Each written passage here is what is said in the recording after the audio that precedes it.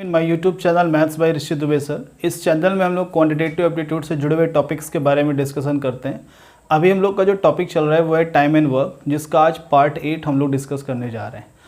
अभी तक हम लोगों ने टाइम एंड वर्क के बेसिक कंसेप्ट और लगभग सभी तरह के क्वेश्चंस, जितने भी उसकी वैरायटी बन सकती है, हर तरह के बेसिक क्वेश्चंस को डिस्कस किया है। अब हम देखेंगे उसके कुछ अच्छे क्वेश्चंस, या ये कहिए कि जो मेंस लेवल पर आपके एग्ज़ामों पे क्वेश्चन आ सकते हैं, या प्रेजेंट टाइम पे जो क्वेश्चन आपके एग्ज़ामों में अपीयर होते हैं।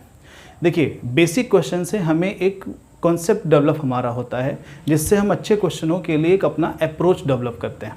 ठीक है, तो आज की वीडियो पे पहले हम कुछ क्वेश्चंस देखेंगे, साथ ही साथ जैसा कि हर बार डिस्क्रिप्शन में आपको कुछ क्वेश्चंस मिलेंगे और वो भी अच्छे क्वेश्चंस होंगे, उन्हें आप पहले अटैम्प्ट करना और उसके बाद अगली वीडियो में उसकी हम लोग एनालिसिस करेंगे। आज की वीडियो में अभी जो हम लोगों ने क्वेश्चन लिखे हैं, 3 क्वेश्चन हैं ये।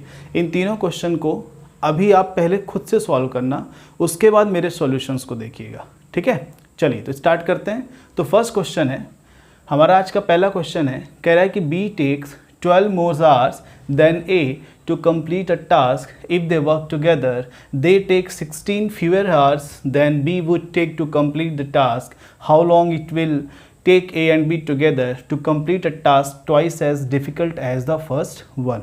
क्वेश्चन कह रहा है कि B किसी कार्य को A की अपेक्षा 12 घंटे अधिक समय में करता है, और ये भी कह रहा है कि जब ये दोनों मिलकर काम करते हैं तो जितना समय B को लगता है उससे 16 घंटे कम समय लगता है।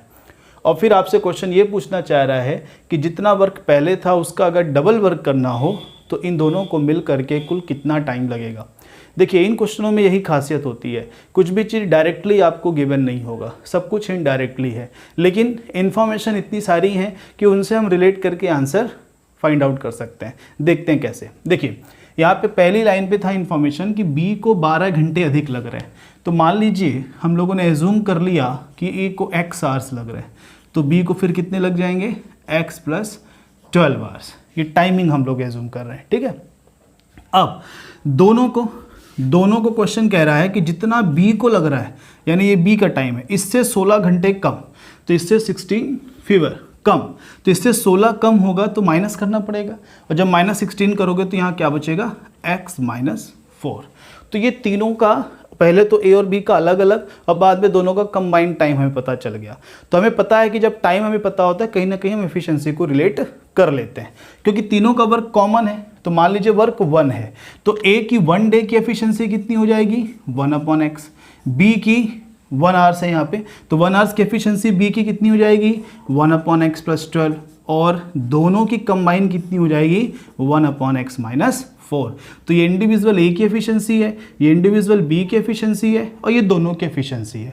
अगर हम इनकी इंडिविजुअल एफिशिएंसी को ऐड करें तो ये टोटल एफिशिएंसी के बराबर होना चाहिए, यही हमारी इक्वेशन बनेगी। तो efficiency of A plus efficiency of B will be equal to the combined efficiency of A and B both।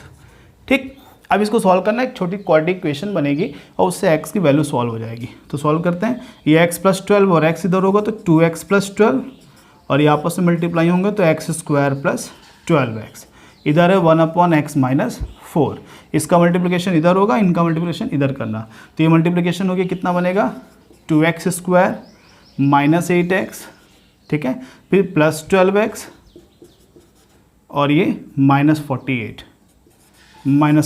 Equal, ये इधर जाएगा x² + 12x।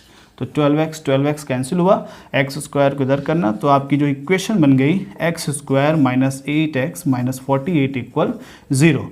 तो क्वाड्रेटिक इक्वेशन में हमें क्या चाहिए, दो ऐसी नंबर जिनको मल्टीप्लाई करें तो 48 हो और सब्सट्रैक्ट करें तो 8 हो। तो एक ऐसी नंबर कौन सी होती है, 12 and 4, 12 और 4। तो ये बनेगा x² - 12x + 4x - 48 = 0। x common हुआ तो यहाँ से x की 2 वैल्यू बनेंगी, है ना, जिसमें से एक वैल्यू बनेगी 12 और एक बनेगी -4। अब क्योंकि x हमारा टाइम था इसलिए माइनस में वैल्यू नहीं हो सकती, तो आंसर क्या हुआ, 12। किस चीज़ का, x का। अब क्वेश्चन आपसे ये पूछना चाह रहा था कि A और B दोनों को मिलाकर के इसके डबल वर्क करने में कितना टाइम लगेगा। तो पहले देखते हैं इस वर्क को करने में कितना टाइम लगेगा। तो दोनों का टाइमिंग क्या था, x - 4, तो 12 में 4 घटेगा तो इस एक वर्क को करने में कितना लगेगा, 8 घंटे। तो हमसे डबल वर्क करवाना है, तो डबल वर्क करवाना है तो डबल टाइम लगेगा, 16 आवर्स। तो इस तरीके से आप फर्स्ट क्वेश्चन को अप्रोच कर सकते हैं। ठीक है, चीज़ें इनडायरेक्टली हैं, बस इतना सा डिफरेंस है और कुछ नहीं है। और अगर आप लोग पहली बार इन क्वेश्चनों को सॉल्व कर रहे हैं तो प्लीज़ पहले जाकर के प्रीवियस जितनी भी 7 वीडियोस हैं उन सभी को अच्छे से देखिए और उसके क्वेश्चंस को सॉल्व करिए, उसके बाद फिर इन क्वेश्चनों पे आइएगा। ठीक है, अब आते हैं अगले क्वेश्चन पर। Question number second. Question number second कह रहा है कि 4 men and 6 women complete a task in 24 days। 4 आदमी और 6 महिलाएं मिलकर किसी कार्य को 24 दिनों में समाप्त कर सकते हैं। फिर कह रहा है कि if the women are at least half efficient as the man. मतलब क्वेश्चन ये कह रहा है कि अगर महिला की जो कार्य क्षमता है कम से कम, देखिए यहाँ पे एक वर्ड यूज़ है एट लीस्ट, है ना, एग्जैक्ट नहीं बता रहा है, एटलीस्ट बोल रहा है, कम से कम आदमियों की आधी एफिशिएंट हो, मतलब आधी कार्यकुशल हो, और साथ में ये भी कह रहा है but not more than the man, लेकिन मैन से ज़्यादा नहीं होनी चाहिए। मतलब मिनिमम हमको एक वैल्यू दी है कि हाफ हो सकती है, और फिर एक क्या दी है, मैक्सिमम उसके बराबर हो सकती है। मतलब मिनिमम रिलेशन है एफिशिएंसी का हाफ का किसका, वुमेन का, किससे, मैन से, और मैक्सिमम कितना हो सकता है, इक्वल हो सकता है। तो एग्जैक्ट दिया नहीं है तो क्वेश्चन भी एग्जैक्ट आपसे नहीं पूछेगा। देखते हैं। हाँ, तो व्हाट इज़ द रेंज, इसीलिए देखिए क्या पूछ रहा है आपसे, वो रेंज पूछ रहा है, एग्जैक्ट वैल्यू नहीं पूछ रहा है। What is the range of the number of days for 6 women and 2 men to complete the same task. मतलब हमें ये बताना है कि मिनिमम इनको कितना समय लगेगा और मैक्सिमम कितना समय लगेगा। मिनिमम मैक्सिमम यही उनकी क्या बनेगी, रेंज बनेगी। तो देखते हैं पहले जो हमें गिवन है कि 4 men एंड 6 women 24 डेज में वर्क कंप्लीट करते हैं, और मिनिमम एफिशिएंसी है किसकी, वुमेन की, वो मैन की हाफ है। तो अगर मैन की हाफ है तो हम कह सकते हैं कि मैन की एफिशिएंसी वुमेन की डबल होगी, मतलब 1 man इक्वल 2 women। तो अगर 1 man इक्वल 2 women है तो यहाँ पर आप 6 women की जगह क्या लिख सकते हैं, 3 men। 6 women की जगह 3 men, क्योंकि 2 women 2 3 करेंगे तो 6, इधर भी 3 करेंगे, तो टोटल मैन कितने हुए, 7 men। इनको कितना लगेगा, 24 डेज। तो 1 man को कितना लगेगा, 1 man को लगेगा 24 × 7 days। इधर मल्टीप्लाई क्यों हो रहा है, क्योंकि ये एफिशिएंसी है और ये टाइम है, तो अगर इधर डिवाइड हुआ है तो इधर मल्टीप्लाई होगा। लेकिन हमें रिक्वायर्ड क्या था, पता किन के बारे में करना है, हमें पता करना था 6 women and 2 men। 6 women and 2 men, तो 6 women इक्वल 3 men अभी लगाया, तो ये 3 men और प्लस 2 men कितना हो जाएगा, 5 man का आपको पता करना है। तो 5 man का क्या हो जाएगा, एफिशिएंसी में मल्टीप्लाई हो रहा है तो आपको टाइम में क्या करना पड़ेगा, डिवीज़न करना पड़ेगा। ठीक, अब इसको थोड़ी मल्टीप्लाई करिएगा तो ये हो जाएगा 168/5, डिवाइड करिएगा तो 15 है ना, 33.6 डेज। इसको मैंने पॉइंट में लिख दिया, आप फ्रैक्शन में भी लिख सकते हैं। तो ये कौन सा टाइम हुआ, मिनिमम, मतलब उस रेंज का ये मिनिमम है। अब देखते हैं मैक्सिमम क्या हो सकता है। तो मैक्सिमम के लिए मैक्सिमम वाली इंफॉर्मेशन अपन यूज करेंगे। क्या हो सकती है maximum, but not more than the man. मतलब उसकी जो एफिशिएंसी है वो मैन से ज़्यादा नहीं हो सकती, मतलब इक्वल तो हो सकती है। मतलब मिनिमम अगर आधी है तो मैक्सिमम उसके बराबर है। तो यहाँ पर क्या बनेगा कि मैन इक्वल वुमेन। तो पहले जो गिवन इन्फॉर्मेशन उसमें देखते हैं क्या हो सकता है। तो अगर 6 वुमेन है तो यहाँ पे फिर क्या लिख सकते हैं हम लोग, 6 मैन लिख सकते हैं। तो 6 मैन एंड 4 मैन कितने हो जाएंगे, 10 मैन। 10 मैन को कितने दिन लग रहे हैं, 24 डेज। तो 1 मैन को कितना लगेगा, 240 डेज। ठीक है, अब रिक्वायर्ड क्या है, रिक्वायर्ड आपसे था 6 वुमेन एंड 2 मैन। अब क्योंकि मैन इक्वल वुमेन है तो 6 वुमेन की जगह भी क्या लिख सकते हैं, 6 मैन। तो हमें पता किन के बारे में करना है, 8 मैन के बारे में। तो 8 मैन के बारे में जब हमने पता किया तो कितना आंसर आएगा, 30 डेज। ठीक है, तो ये आंसर हुआ आपका मैक्सिमम। मिनिमम कितने दिन लगेंगे, सॉरी मिनिमम दिन लगेंगे इनके 30, क्योंकि ये एफिशिएंसी मिनिमम थी तो टाइम मैक्सिमम आया, और ये एफिशिएंसी मैक्सिमम थी तो ये टाइम मिनिमम आया। मतलब इसका रेंज होगा 30 to 33.6 डेज। तो इस क्वेश्चन में देखिए डायरेक्टली आपसे टाइम ना पूछ करके उस टाइम की रेंज को पूछ रहा है। मिनिमम एफिशिएंसी ली तो मैक्सिमम टाइम आया, मैक्सिमम एफिशिएंसी ली तो मिनिमम टाइम आया। ठीक है, इस तरीके से इसको अप्रोच करेंगे। अब आते हैं थर्ड क्वेश्चन पर। थर्ड क्वेश्चन आपका कह रहा है कि B take 12 more days than A, मतलब बी को किसी कार्य को समाप्त करने में ए की अपेक्षा 12 दिन अधिक समय लगते हैं। फिर कह रहा है कि B and A start this task and A leave the task 12 days before the task is finished. दोनों ने कार्य स्टार्ट किया, प्रारंभ किया, लेकिन कार्य खत्म होने के 12 दिन पहले ए काम छोड़कर चला गया। फिर कह रहा है B completes 60% of the overall task. ऐसा जब वर्क हुआ तो बी ने 60% वर्क किया, तो सीधी सी बात है ए ने कितना किया, 40% वर्क किया, क्योंकि दोनों साथ में काम कर रहे थे। फिर कह रहा है कि how long would B have taken to finish the task if he had work independently, मतलब अगर वो इंडिविजुअली वर्क करे तो बी को कितना टाइम लगेगा। तो जो गिवन इन्फॉर्मेशन है पहले उनको यूज करते हैं। बी को 12 दिन ज़्यादा लग रहे हैं किससे, ए से, तो मान लिया ए को टाइम लगता है एक्स डेज, तो बी को लगेगा उससे 12 दिन ज़्यादा है। अब देखिए क्वेश्चन में कहा गया कि दोनों स्टार्ट कर रहे हैं, बीच में ए चला गया कितने दिन पहले, 12 दिन पहले। तो क्या हम ये कह सकते हैं कि जब दोनों ने साथ में स्टार्ट किया और बीच में ए चला गया तो ए ने कम दिनों तक काम किया होगा, और वो कम दिन कितने होंगे, 12। क्यों, क्योंकि वो 12 दिन पहले चला गया।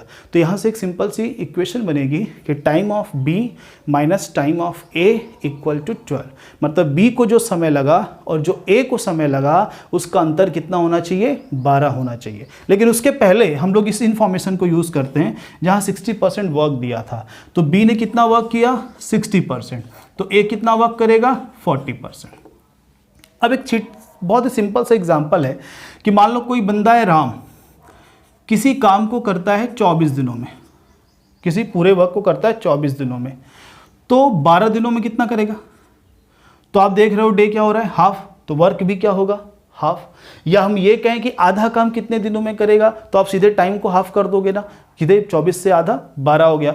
तो उसी तरीके से हम ये कह सकते हैं कि बी अगर 60% वर्क कर रहा है, इसका मतलब वो अपने टाइम का 60% टाइम लिया होगा, क्योंकि वर्क और टाइम आपस में डायरेक्टली प्रोपोर्शनल होते हैं। तो अगर 60% काम कर रहा है तो वो टाइम भी 60% लेगा, और उसी तरीके से ए अगर 40% वर्क कर रहा है तो वो अपने टाइम का 40% टाइम लेगा। ठीक है, तो हमें बी और ए का टाइम मिल गया। कैसे, ए का टाइम क्या होगा, 40% वर्क है तो 40% टाइम, 40% को हम कैसे लिख सकते हैं, 2/5। ठीक है, और बी का टाइम कितना हो जाएगा, 3/5। बड़ी नंबर बी की है तो उसको पहले लिखते हैं। ठीक है, तो बी का हो गया 3/5 और बी की टाइमिंग क्या थी, x + 12, और ए का टाइम 40% मतलब 2/5 ऑफ x। तो ये b को लगा समय और a को लगा समय। जब दोनों मिलकर काम कर रहे थे तो कितना कितना समय इन्होंने दिया, ये किस पे डिपेंड किया, इनके वर्क पे डिपेंड किया। अगर वो 60% वर्क कर रहा है तो 60% टाइम देगा, 40% वर्क कर रहा है तो 40% टाइम देगा। तो 60% टाइम b का और 40% टाइम a का, तो b और a के समय का अंतर कितना होना चाहिए, 12। क्यों, क्योंकि a 12 दिन पहले चला गया था। अब इसको सिंपल करिए, वैल्यू आ जाएगी, तो 3/5x 2/5 से माइनस होगा तो 1/5x। ठीक है, 3/5 इससे मल्टीप्लाई होगा तो 36/5 है ना, इनको साइड चेंज करिए इसका, तो 36/5, तो x/5 और ये 60 और 36 माइनस होगा तो कितना, 24/5, 5 कैंसिल हुआ, यानी x की वैल्यू हमको मिल गई 24, और ये किस में था, डेज में। लेकिन x की वैल्यू किसकी थी, a की। आपको पता किसका करना है, b के बारे में पता करना है। तो b के लिए क्या होगा, x + 12, यानी आपके इस क्वेश्चन का आंसर हुआ 36 डेज। ए को लगेंगे 24 दिन तो बी को लगेंगे 36 दिन। ठीक है, चलिए, तो ये तो हुए अभी कुछ 2-3 अच्छे क्वेश्चंस। साथ ही साथ आपको वीडियो के डिस्क्रिप्शन में भी कुछ अच्छे क्वेश्चंस मिलेंगे, उन्हें आप पहले अपने से अटैम्प्ट करिए, उसके बाद अगली वीडियो में उसे हम एनालाइज करेंगे। अब बढ़ते हैं पिछली वीडियो के क्वेश्चंस की ओर। तो फर्स्ट क्वेश्चन था अपना कि ए बी और सी कंबाइन 150 रुपये पर डे अर्न करते हैं और ए और सी 94 रुपये अर्न करते हैं। तो अगर इन वैल्यू को अगर हम यहाँ पे पुट करें तो बी की अर्निंग आ जाएगी, कितनी आएगी, 56, और बी और सी की अर्निंग कितनी है, 76। तो बी अगर 56 है तो सी कितना होगा, 20 रुपीज़। तो पहला क्वेश्चन बहुत ईजी था। सेकंड क्वेश्चन कह रहा है कि एक स्किल्ड,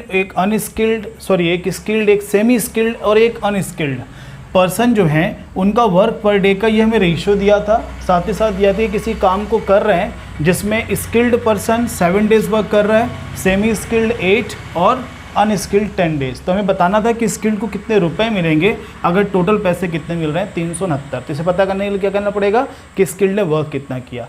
तो इसके लिए पहले इस रेशियो को सिंपल करें, है ना, क्योंकि अभी ये फ्रैक्शन में तो इनका एलसीएम 12 होगा, तो ये रेशियो बनेगा 4:3:2। 12 से तीनों में मल्टीप्लाई कर देना, आ जाएगा। अब ये इनकी एफिशिएंसी का रेशियो हो गया और ये इनका टाइम हो गया, तो वर्क इक्वल क्या होता है, टाइम इंटू एफिशिएंसी, इंटू कर लो। 7 4 ज़ा 28, ये स्किल्ड का वर्क भी है ना। 8 3 ज़ा 24 और 10 2 ज़ा 20। इन तीनों को ऐड करिए, इन तीनों को ऐड करोगे तो कितना आएगा 72। इसका मतलब स्किल्ड को कितना पैसा मिलना चाहिए 28 आउट ऑफ 72। तो ये किसका होगा 369 का होगा। तो 369 का 28/72, ठीक है। अब इसको सॉल्व कर लीजिए, है ना, वैल्यू डेसिमल में होगी शायद, और फिर इस तरह से वैल्यू आपकी आंसर देगी। क्वेश्चन नंबर थर्ड में कह रहा था कि ए और सी मिलकर किसी काम को कर तो तीनों रहे हैं, ए बी और सी तीनों कर रहे हैं, लेकिन उसमें ए और सी का जो कंट्रीब्यूशन था वो कितना था 19/23 था। तो सीधी सी बात है बचा हुआ वर्क किसका हुआ, बी का हुआ, कितना 4/23। तो उसको पैसा भी कितना मिलेगा 4/23, कितने का 575 का। तो 4/23 ये डिविजिबल है इससे, है ना, यहाँ कितना बनेगा 25 बनेगा, और 25 4 ज़ा कितना हुआ 100 हुआ, ठीक। ये क्वेश्चन नंबर थर्ड हो गया। क्वेश्चन नंबर 4 में कह रहा था कि किसी कंपनी में वर्कर्स का रिडक्शन हो रहा है, उन्हें घटा रहे हैं, मतलब पहले अगर 15 थे तो अब कितने हो गए 11, ये रेशियो में दिया हुआ है। फिर कह रहा था उनकी वेजेस को बढ़ा रहा है ना, उनकी जो मजदूरी है उसको बढ़ा रहा है, कितना कर रहा है 22 से 25 कर रहा है, ये भी रेशियो में दिया हुआ है। तो क्वेश्चन भी आपसे रेशियो ही पूछ रहा है ना, वैल्यू तो पूछ नहीं सकता क्योंकि रेशियो बस हमें गिवन है। तो कह रहा है कि टोटल वेजेस में क्या रेशियो बनेगा पुराने और नए में। तो टोटल वेज क्या होगा, वर्कर्स इंटू वेजेस, है ना। एक आदमी को 100 रुपये मिल रहा है तो 5 आदमियों को 500 रुपये मिलता है, हम गुणा करते हैं। तो यहाँ भी इसी को मल्टीप्लाई कर दीजिए, तो 15 × 22 पुराना वेजेस हो गया टोटल, और नया बनेगा 11 × 25। और ये किससे कैंसिल हो रहे हैं, जितने उनको कैंसिल कर लीजिए, ठीक। तो कितना बना 6:5। तो ये आपका क्वेश्चन नंबर 4 हुआ। अब आते हैं क्वेश्चन नंबर 5 पर। क्वेश्चन नंबर 5 कह रहा था कि ए किसी काम को 12 दिन में कर सकता है, बी 15 दिन में, और तीनों मिलकर के काम को 5 दिन में करते हैं।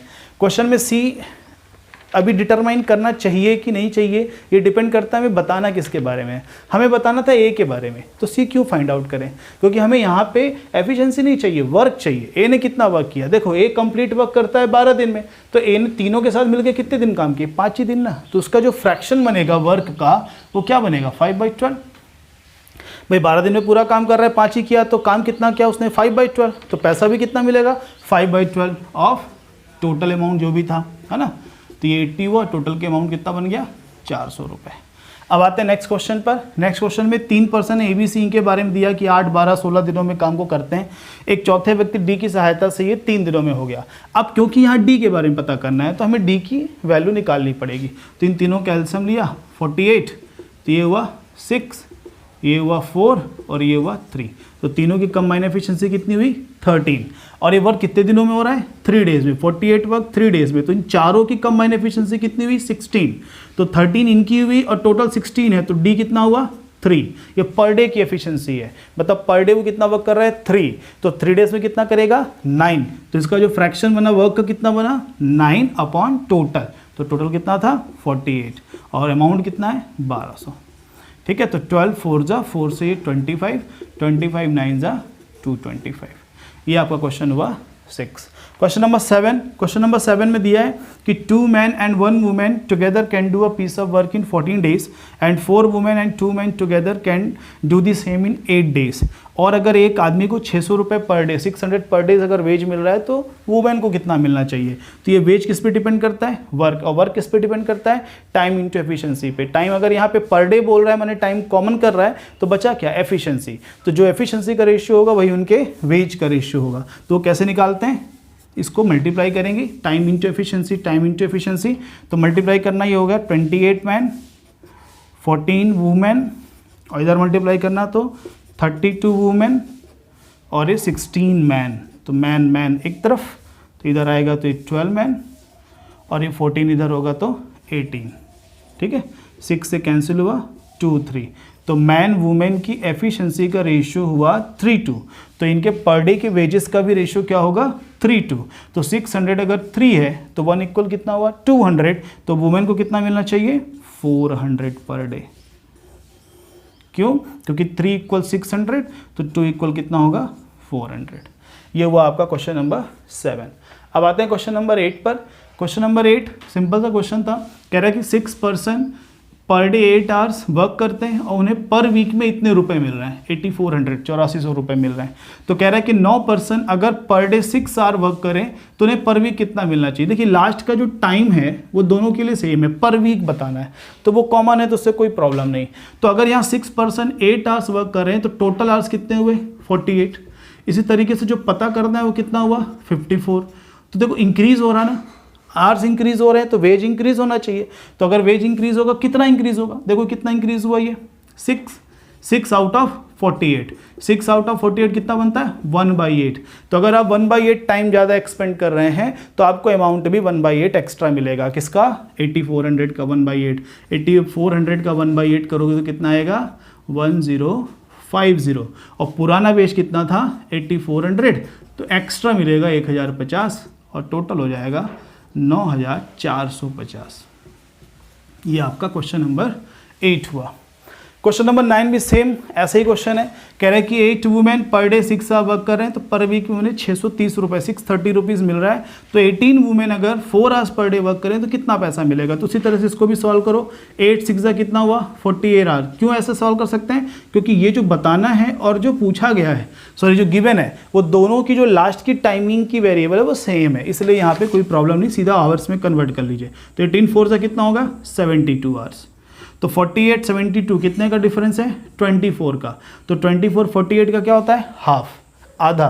तो पैसा भी आधा एक्स्ट्रा मिलेगा। तो 630 और 630 का आधा हाफ कितना होता है 315। ठीक है 315, इन दोनों को जोड़िए 945। आपके क्वेश्चन नंबर 9 का आंसर हुआ।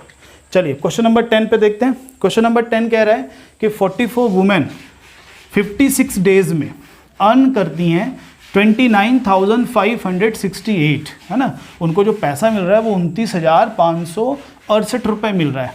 तो आपको बताना है कि अगर एक आदमी की एफिशिएंसी 5 वुमेन के बराबर हो तो 47 दिनों में 16,920 रुपये अर्न करने के लिए कितने मैन लगेंगे। माने कुल मिला करके हमें पहले ये निकालना पड़ेगा कि वुमेन को पर डे कितना मिल रहा है और उसी हिसाब से मैन का उसका 5 टाइम्स करके उसके टोटल अमाउंट में डेज को भी डिवाइड करेंगे और उसके पर डे के वेज को भी डिवाइड करेंगे। तो पहले देखते हैं कि वुमेन का वेज क्या बन रहा है। कितना है 29,568 डिवाइड करें, किससे डिवाइड करेंगे इन दोनों के मल्टीप्लिकेशन से। क्यों, क्योंकि 44 वुमेन अगर 56 डे वर्क कर रहे हैं तो टोटल डेज कितने हो जाएंगे 44 × 56। ठीक है, ये नंबर डिविजिबल होगी, है ना। 11 से 4 जा 2 हुआ 22, 7 75, 6 जा हुआ। ठीक, अब कितना बचेगा ये 8